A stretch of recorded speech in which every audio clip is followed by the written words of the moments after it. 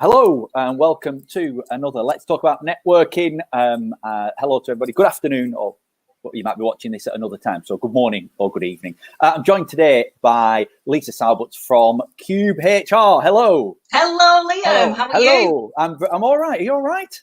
Good. Yeah, I'm great. Thank you. Awesome work. Awesome work. Right, let's get stuck into it. Just tell us a little bit about who you are, what you do, and where you are, I suppose. Okay, so I'm Lisa Salbutts. I own a company called Cube HR. So I've done HR forever, for longer than I care to remember. Not sure I'd be able to do anything else. Cube HR has been going for 3 years. So we are a HR outsource company. So companies that perhaps aren't big enough to have their own HR department, or they do have their own HR department, but they're really busy and they need some additional support, outsource it to us. And there's 3 ways really that we help local business, well, not just local businesses, we're nationwide. Actually, you know, we've got clients as far down as Southampton and up in Scotland as well. So some clients come to us on a retained service, so they pay a monthly fee, and we are their HR department, so we do everything from how they onboard somebody to how they exit somebody and all the bits in between. We don't tie them in, so we're that confident that they love working with us. It's just a rolling monthly contract. It's something that we're very proud of. We want people to work with us because they want to and not because they have to. That's one of the things that we offer. One of the other things that we offer is like project work. As you can imagine, during the pandemic, we've had people outsource redundancies to us, restructures, contract variations, things like that, or people might want a piece doing on people strategy, employee engagement, or training, HR training for the line managers, so we can go in and do that as a one-off for them. And then the third thing that we do is like a templating service. So if somebody wants a contract of employment or a handbook or a disciplinary invite letters, we can do those as one-offs as well. And we are, we're all over the country, like I said. I'm currently sat in my office at home in Ludlow. And award-winning as well. Yes, multi-award winning, yes. We've got a couple of awards in the bag now, which is always nice to receive the recognition, because we just get up and do what we do. You know, we don't want any praise for it, but it's nice to get it. Don't get me wrong. It's lovely. So yeah, we're very proud to have a Bieber and a Hive in It Together award as well. Great. Now we have a relationship through networking, and it's no secret you've been part of our group, and the group that I belong to as well, for quite some time, and you've recently made the decision to continue your membership, to renew. So good and bad, what was your thought process leading up to that decision? Okay, so this will be my 3rd year now. This will be my 3rd year in BNI. It's been a weird year, as we all know, because my life is people. I've devoted my life and my career to helping people. So face-to-face networking meetings were great. You see people, you have a natter before, you change some business, you have another natter, you get to know people. I'll be honest, you know, leading up to my renewal, I was like, oh, should I, shouldn't I? Zoom is strange. Well, it's not strange. We're all do it in our sleep now, don't we? Yeah. But it's not the same, is it? It's not the same as face-to-face. But I do think that, you know, now is the time to come together and stick together with people. And it's been tough. And there's a lot of people in our group, Liam, that have had it tough. Just to be able to be there for them and have a natter. And, you know, people pick up the phone to me. How's it going, Lisa? I bet you're working a gazillion hours because of everything that's going on. Are you okay? So it's not just about the passing the business. It isn't. That's great. That's why we do it. Let's not get it as wrong. You know, if we weren't making money from it, we wouldn't continue. Certainly wouldn't be in our 3rd year. But it's the intangible stuff. You know, they've become your mates, and everybody says that. Like, you know, I joined to make business, to make money, and then I end up making all these friends. And it's true. You know. It's I've had socially distanced walks with lots of our members. You meet people from other chapters as well, so it's not just your own group. The network is massive.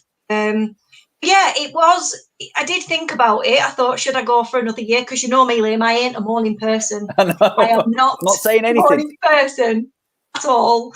I'd rather be meeting at 9 p.m. So I was like, oh, do I want a year of getting up at 5:30? It's not as bad now we're on Zoom, but I would miss it. Really miss I'd miss the money coming in for the business, but I would miss the people more.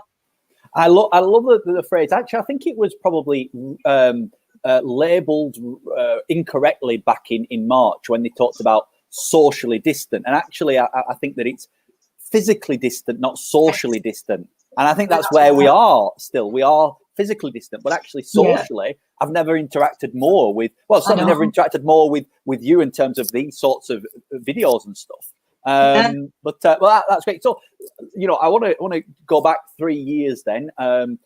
If I remember rightly, you were not completely before you actually joined the networking group, completely engaged with the thought, and maybe I'm wrong about getting involved in something like that. So what was your thought process leading up to that, and what made that decision to say, you know what, actually, I want to get involved? Yeah, so I remember when I first set the company up, I went to a BNI meeting. It scared me to death. It did, because I thought, crikey, look at all these people passing this work to each other. I'm never going to be able to do that. I'm never going to be able to come to the table and give work to these people. And I ran a mile. And a year later, as you do when you've got your own business, you meet people. And I met one of our members who's become a good friend. Said, come and have another look. Now you're a year into your business, come and have another look. And in hindsight, I probably should have just bitten the bullet that first time and joined them, because once you get to know people, I don't have to go out looking for referrals. I don't think to myself every week, oh, to-do list must get a BNI referral. It's not the point of it. The point of it is referrals will naturally come when you're doing business in your line of work. And I don't get referrals for the members to tick a box for BNI. I get referrals to help my clients, help people that I know. And I would only refer people that I know, like, and trust to them as well. So I think I went from being, oh my God, I can never do that. Now I look back at that girl who sat in that room thinking, what were you scared of? And they don't just throw you in. You get mentored, you get the training. I should bloody be on sales team for BNI. Actually, you could be on commission. And I'm not trying to. You know me, Liam. I call a spade a spade. I'm just dead honest. I've never ever got referrals because BNI tells me I have to. I've got referrals because I want to fix a problem somebody, and BNI just happens to have members that can help me fix those problems. So, if there's people out there watching this thinking, oh, I'll never be able to get referrals, it's not true. I thought that 3 years ago, and I'm probably one of the biggest givers in the group in terms of being able to come referrals. And the group understands that it's hard at the moment. We have a lot of people in the group, Liam, who weren't allowed to trade, who were put on furlough, who then came back and they were worried. And we've not beaten with a stick. We've put our arms around them, haven't we, and said, look, fine, don't worry about it. We've got your back. Yeah, that's what we are. We're supportive. We're a supportive group. Wonderful, brilliant. I mean, what's the future look like for Cube then? Well, we're just recruiting at the moment, so we're just going through assessments, which is great. So obviously, employment law tests important. We need people who come on board to know what they're talking about. Well, yeah.